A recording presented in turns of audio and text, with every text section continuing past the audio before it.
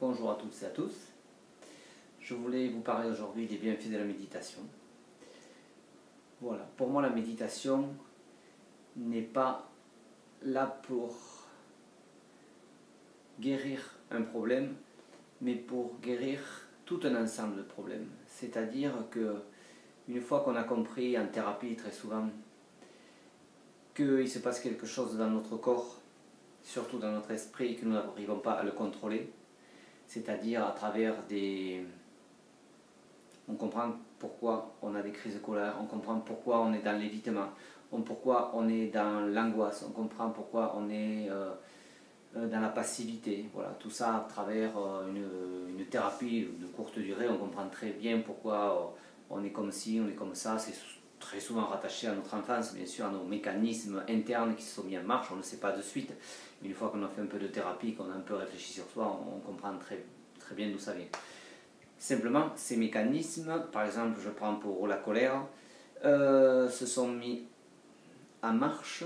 Alors on conscientise qu'on se met trop en colère ou on est trop passif, mais on n'arrive plus à le contrôler.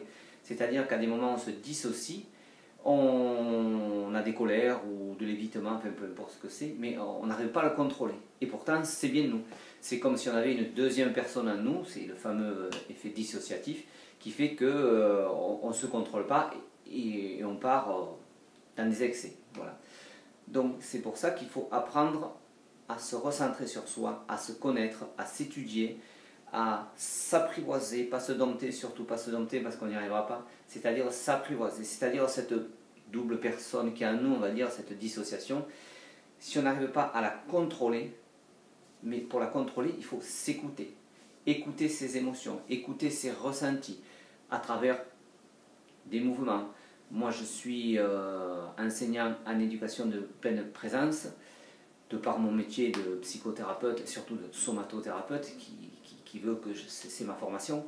Donc à travers tout cet apprentissage de ressenti, d'écoute de soi, à travers une respiration, des mouvements de yoga, de tai chi, à travers ne serait-ce que apprendre à boire, truc tout simple, écouter qu'est-ce que ça fait en vous, c'est-à-dire reprendre tous les mécanismes de notre corps, parce qu'on est persuadé qu'on se connaît, mais malheureusement on s'aperçoit qu'on ne se connaît pas, puisque la preuve, quand on est dans la passivité alors qu'il faudrait être dans la réaction, ou qu'on est dans la colère, on voit très bien que c'est pas nous, mais on n'arrive pas à contrôler, parce que ces mécanismes de défense qu'on a mis en place par rapport à ce qu'on a vécu quand on était petit, qui fait que maintenant nous on les connaît puisqu'on est allé un peu en thérapie, on a fait du développement personnel, on a compris d'où ça venait, mais il faut arriver à les contrôler puisqu'on sent très bien que nous ne les contrôlons pas. Voilà, donc à travers ça, la méditation sert à ça, à une écoute profonde de soi.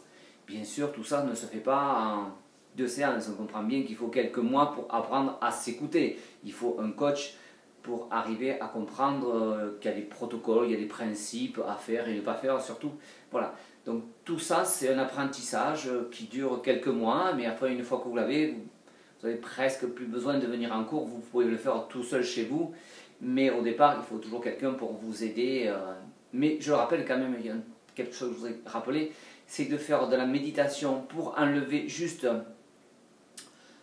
un problème interne, c'est-à-dire par exemple si vous êtes, je sais pas, si vous êtes dans des angoisses, si vous n'avez pas d'abord réfléchi d'où viennent ces angoisses, d'où viennent ces ressentis ou ces dépressions, ça ne sert pas à grand chose de venir en méditation. Il faut commencer d'abord par comprendre qu'est-ce qui se passe, quel mécanisme intrinsèque est en vous, qui vous fait dissocier, qui ne vous fait pas être vous-même, puisque vous comprenez, c'est comme quelqu'un qui fume et qui dit moi je veux bien m'arrêter de fumer, mais je n'y arrive pas, c'est un réflexe. Et là c'est la même chose, pour n'importe quelle pathologie, que ce soit la colère, l'angoisse, la passivité, enfin bon, peu importe ce que c'est.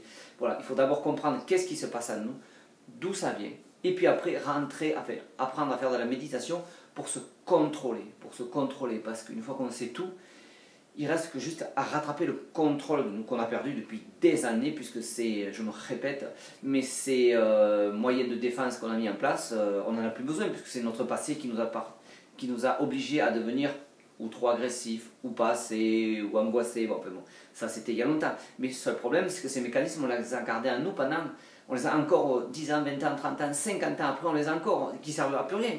Sauf, malheureusement, à se dissocier, c'est-à-dire à des moments de colère, au lieu de mettre le curseur à 1, 2, on met le curseur à 10.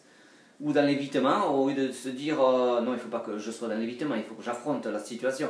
Et bien là, au lieu de se mettre à 2, 3, on se met dans la passivité à 10. C'est-à-dire, on se met la tête dans le sable, on ne veut pas voir. Quoi. Voilà, un genre de pathologie comme il en existe plein. Voilà, j'espère que vous avez compris à quoi sert la méditation. Je vous dis à très bientôt. Au revoir.